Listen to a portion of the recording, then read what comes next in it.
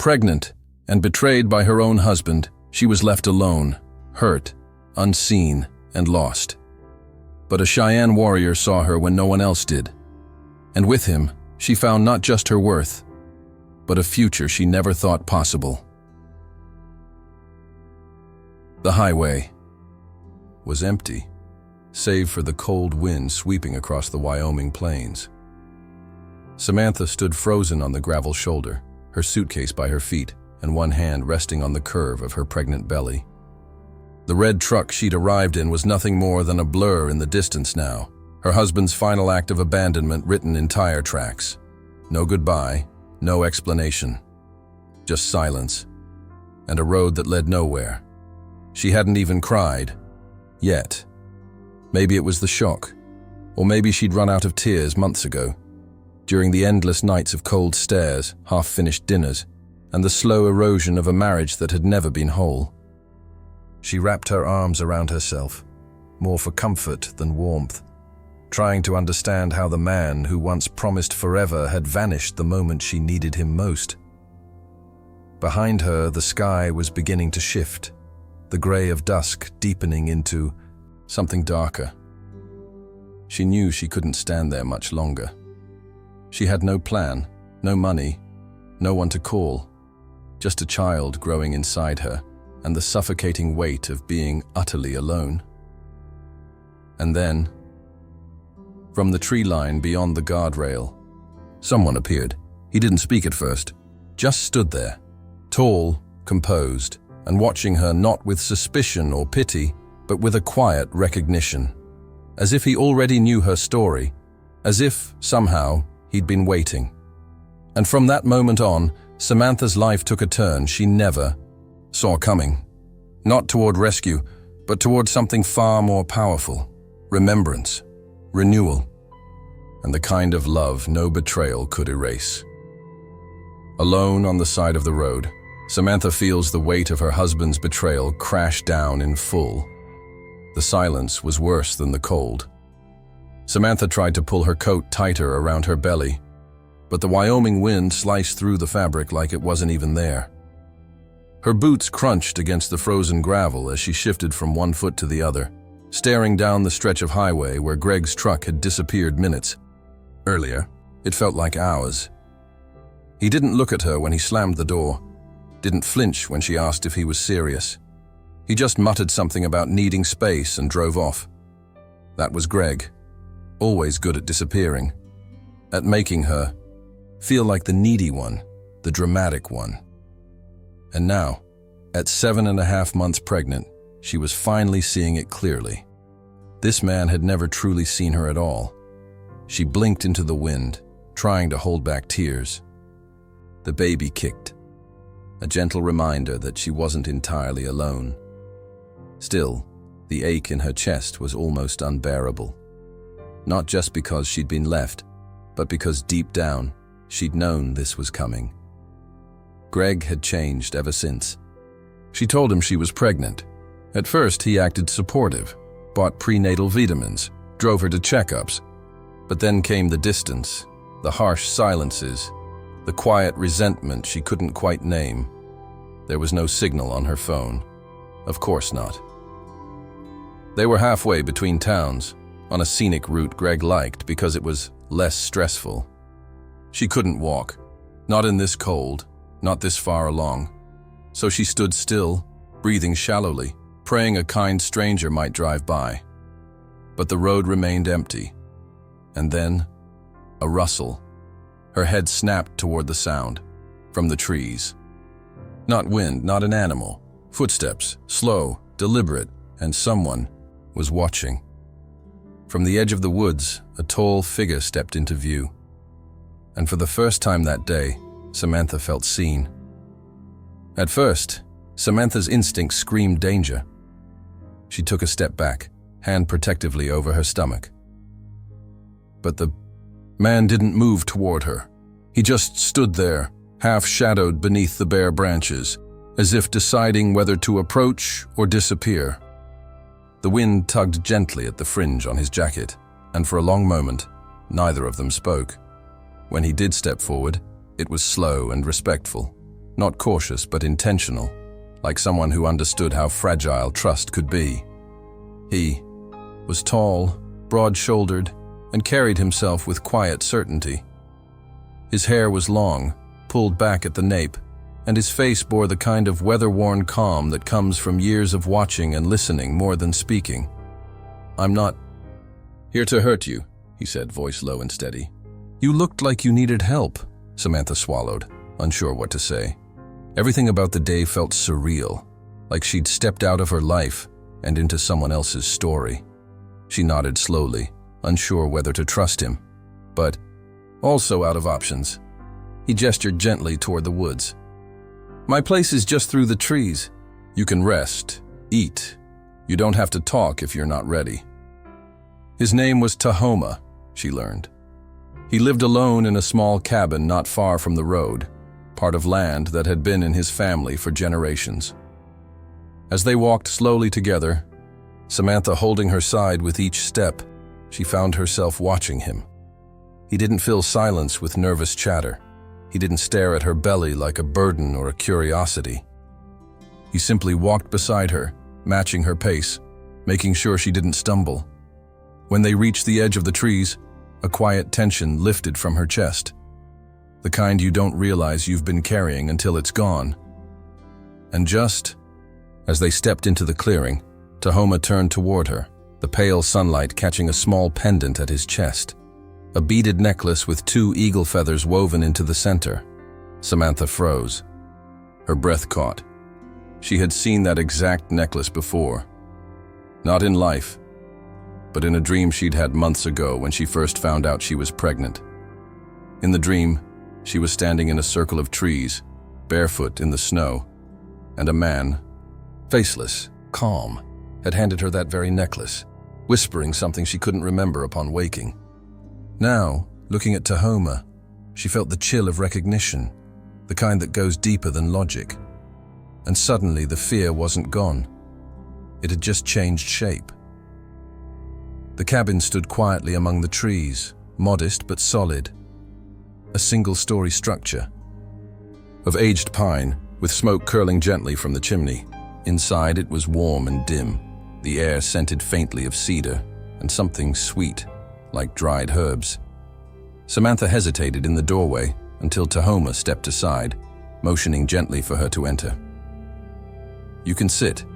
I'll make tea," he said, already moving toward a small stove in the corner. Samantha took in the space. There was no clutter, no chaos, only meaning. Every object felt placed, not stored. A blanket folded across a wooden bench, a clay pot resting near the fire, dream catchers and hand-painted drums on the walls. But it was the framed paintings that held her attention most. They weren't museum perfect. They were raw, textured, pulsing with history. One, in particular, drew her in. A portrait of a woman standing alone in a snow-covered field, pregnant, her hands cradling her belly like armor. She turned to ask about it, but Tahoma was already watching her. "My grandmother painted that," he said quietly. "She was a healer. She used to say some women carry more than children. They carry stories too." Samantha felt something shift inside her. Not pain exactly, more like the sting of being seen for the first time in a long time. She nodded, blinking fast, unsure how to respond. Over tea, warm, earthy, with a hint of mint, they spoke little. Tahoma didn't press her for details, and she didn't offer them. Still, the silence wasn't uncomfortable. If anything, it allowed her to settle into the strange calm she hadn't felt since before Greg, before the lies, before the quiet erasure of herself. When he offered her a spare room to rest, she accepted. The bed was firm, layered in thick quilts. As she lay back, her hand instinctively rested on her belly again. The baby shifted beneath her skin, as if sensing the change in the air, the absence of hostility. She turned toward the wall beside the bed and stopped cold. Hanging, there was another painting, smaller than the rest. a woman in profile staring toward a horizon lit by firelight. And though the details were subtle, Samantha saw it clearly. The shape of the chin, the arch of the brow, even the slight curve of the nose. It was her, or someone who looked so much like her it made her stomach twist. When she asked Tahoma who the woman was, he paused for a long moment before answering. She came to my grandmother in a vision. Said she'd arrive carrying pain and something more. Something more. Samantha wasn't sure what that meant, but as she closed her eyes that night, she realized she'd never felt more exhausted, or more deeply, unexplainably connected to a stranger in her life. The morning light filtered through the cabin's old lace curtains, casting soft patterns across the wood floor. Samantha awoke slowly, her body sore but rested, a rare feeling. She sat up and rubbed her swollen belly, then followed the smell of fresh bread into the small kitchen where Tahoma was already stirring something in a cast-iron pan. "You sleep okay?" he asked, his tone as neutral as always, like he expected nothing from her but truth. She nodded, settling into the chair by the window. It took her a moment, but eventually she said, "Better than I have in months." They ate in silence for a few minutes.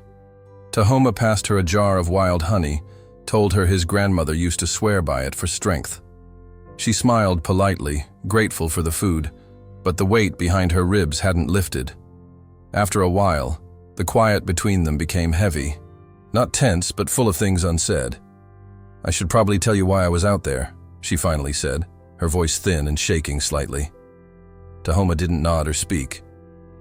He just let her talk. She told him about Greg, about the slow unraveling of love, or what she had thought was love. How he'd been charming once, funny even. But somewhere between failed pregnancies and the mounting pressure to get it together, he'd turned into someone cold, calculated. She told him how this child, this one unexpected miracle, hadn't brought them closer. It had made her husband colder. Like the baby wasn't a gift, but a sentence. "He blamed me," she said, "for changing, for being too emotional, for not being enough."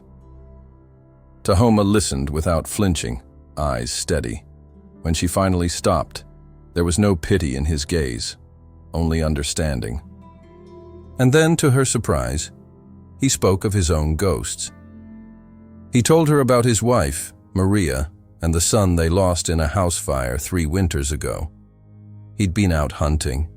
She'd stayed home with their child. A faulty wire sparked something while they slept. By the time he returned, the house was already flames. The guilt, he said, had been so loud at first, it drowned out everything else, even the voices of those who tried to comfort him. Samantha felt her throat tighten.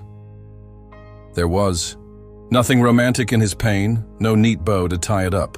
Just grief, raw and honest, sitting between them like a third presence in the room. Her eyes drifted to a wooden box on a shelf nearby. Simple, worn, but clearly important. She reached toward it without thinking. "What's in there?" Tahoma stiffened slightly, almost imperceptibly. "Not yet," he said softly. "Some things open when they're meant to." That night, as she lay awake, the fire crackling low in the hearth, she couldn't stop thinking about that box, or the way he'd said it, like it held more than objects, like it held answers, maybe even hers. It started with a few gentle flakes that afternoon, light, almost playful, but by nightfall, the world outside had vanished beneath a thick white hush. Samantha stood at the cabin window, watching as the wind pulled snow across the hills like a blanket, sealing them into stillness. Tahoma checked the woodpile twice, stacking logs near the stove while she helped stir the stew. They didn't talk much that first stormy night, but something had shifted. It wasn't just comfort, it was rhythm, the kind that comes when 2 people move in sync without needing to say much. Tahoma cooked. She read aloud from one of his grandmother's old journals. He fixed a broken leg on the kitchen chair. She organized the shelf of tea jars by scent. Their days folded gently into one another, quiet but oddly full. For the first time in what felt like years, Samantha laughed, genuinely, loudly, when she accidentally burned the cornbread and Tahoma raised an eyebrow like it was the end of the world. "I've committed a carb crime," she said, holding up the scorched lump. "You'll have to answer to my ancestors," he replied, deadpan. The laughter surprised her. So did the ease of it. She found herself smiling at nothing, humming as she washed dishes, even catching her reflection in the window and not looking away.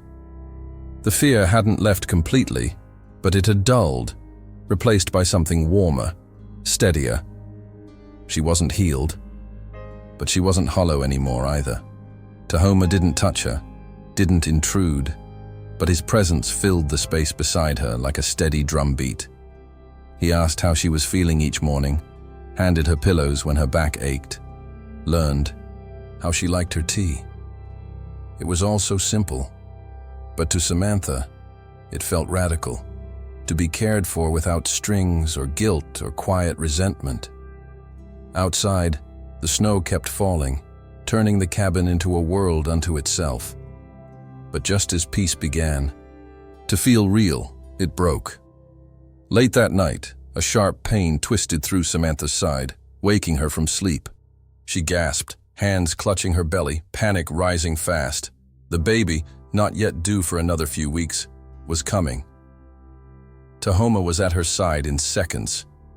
"It's early," she whispered, voice tight with fear.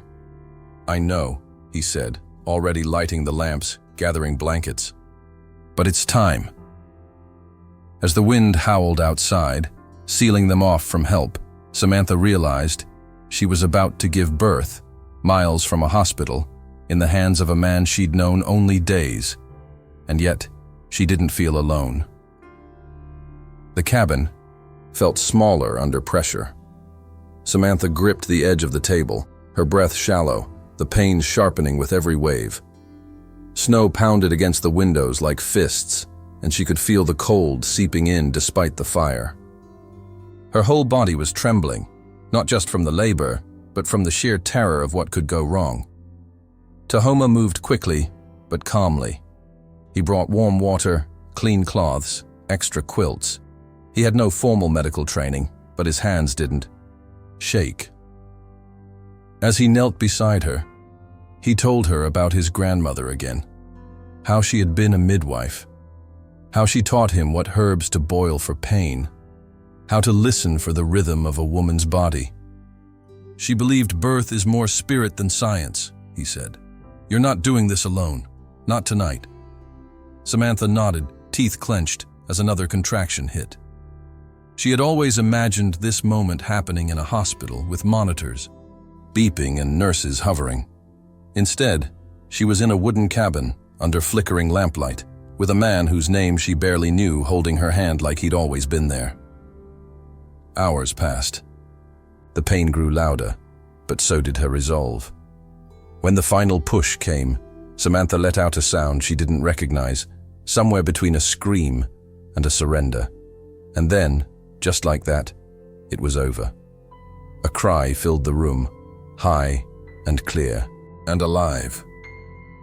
Tahoma wrapped the baby in a soft blanket, his hands gentle.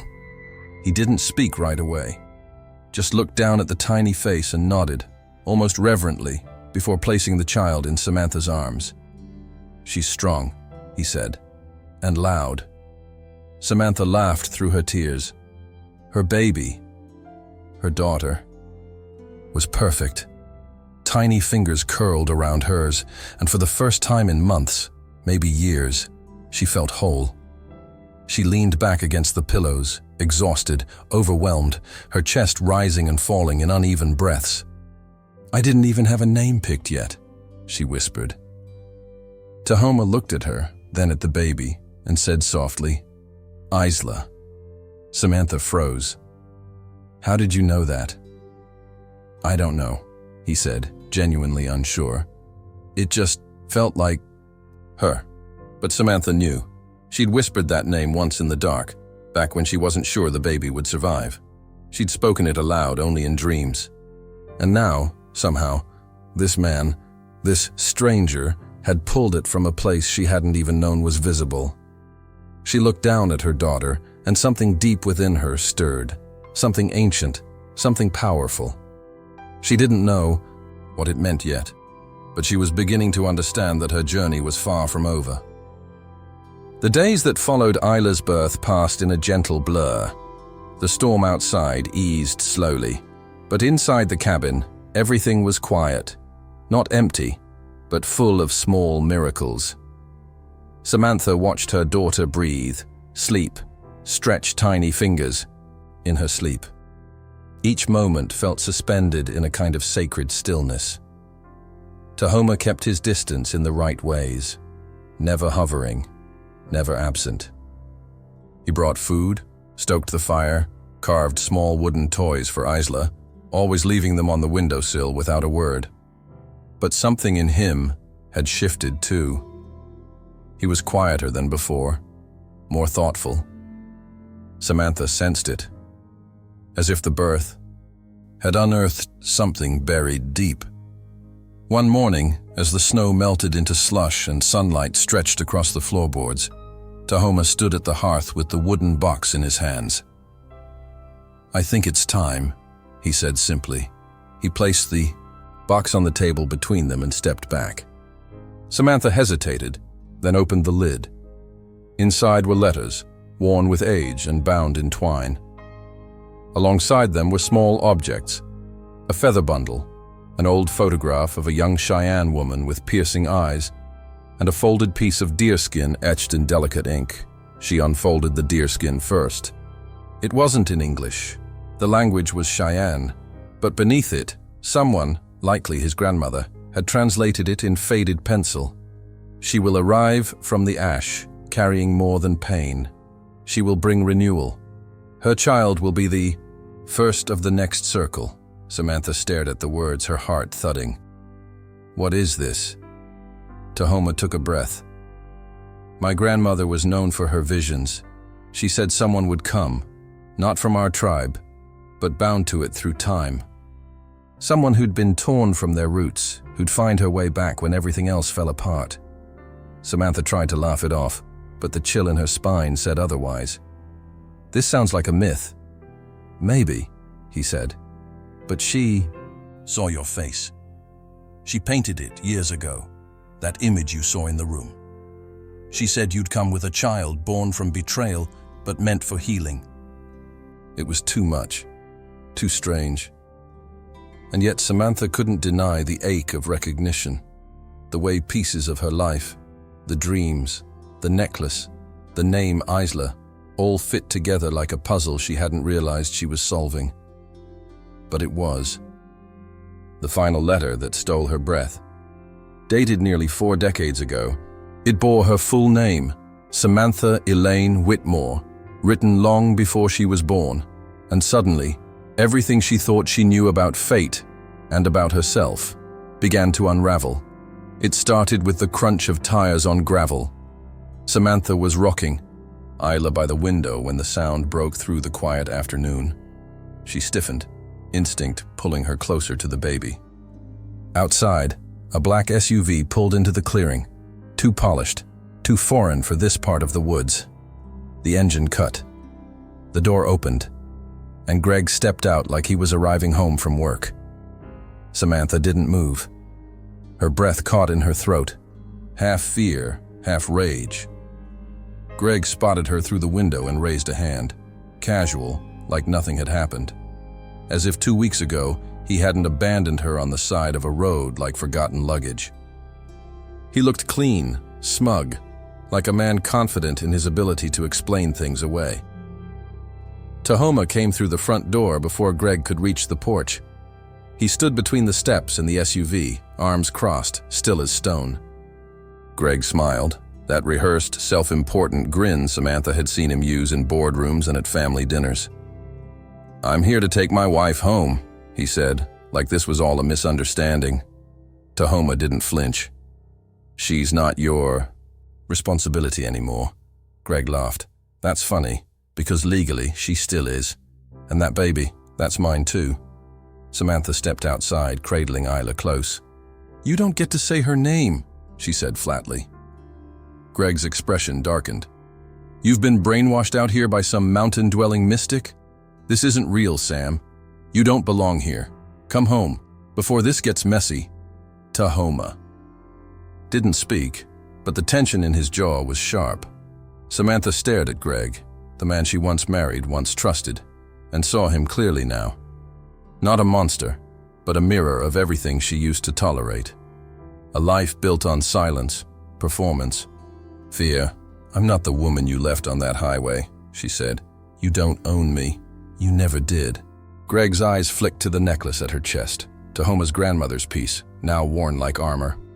So that's what this is about? He snapped. Your little spiritual awakening? You know I tried to protect you from this kind of nonsense. What do you mean, protect me? She asked, voice sharp. He hesitated. And that's when the truth slipped out. I knew about your lineage. Years ago. My father did a background check before we got married. Said there was tribal history somewhere deep on your mother's side. Thought it might be a liability. I never told you because I didn't want you chasing ghosts. Samantha felt the ground shift. Greg had hidden her own history from her, stolen her roots. Not just her safety or dignity, but a piece of who she was. She turned and walked back into the cabin, Isla safe in her arms. And this time, she didn't look back. Spring came slowly to the hills, melting the snow in soft trickles down the slope. Trees budded in silence, and the wind, no longer bitter, carried the scent of pine and earth. Samantha stood barefoot in the garden behind the cabin. Isla nestled against her chest, her tiny breath warm beneath the woven wrap. The air was still, but something in it had shifted, the kind of stillness that follows a storm, not before it. Greg never came back. After that day, Tahoma made it clear the land was protected, and Samantha made it clear she was done letting fear choose her future. She filed for sole custody. She wrote letters, not to him, but to herself, to the woman she had been, the one who stayed too long, believed too little in her own worth. And then she let that woman go. Life in the hills was far from glamorous. There were early mornings and hard work. But there was also peace, purpose. She began helping at the local tribal school, teaching poetry and literature, something that had once been her passion before marriage shrank it into a hobby. The children called her Miss Sam, and sometimes little Isla was passed from arm to arm like a blessing. The village welcomed her slowly, but sincerely, not as an outsider, but as someone coming home. Tahoma never tried to own her story. He simply stood by it, patient, steady, always listening. Their connection deepened, not through grand gestures, but through the everyday, cooking together, sharing stories by firelight, watching Isla take her first steps on the old woven rug. Love grew between them in quiet ways, the kind that didn't need to announce itself to be felt. One evening, as the sun dipped low, Samantha placed the eagle feather necklace around her daughter's neck for just a moment, smiling as Isla giggled and reached for the beads. She whispered a quiet promise to her child, that she would never be invisible, never be made to shrink, that she would know her name, her history, and the strength of the women who came before her. Samantha no longer felt like a woman rescued. She felt like a woman who had remembered who she was, and in that remembering she found not just love, but a life entirely her own. If this story touched your heart, we'd love to hear from you. Where are you watching from today, and what part of Samantha's journey spoke to you most deeply? Don't forget to subscribe and leave a comment. Your voice matters here. This is a space for women who've lived, lost, and still have stories to tell.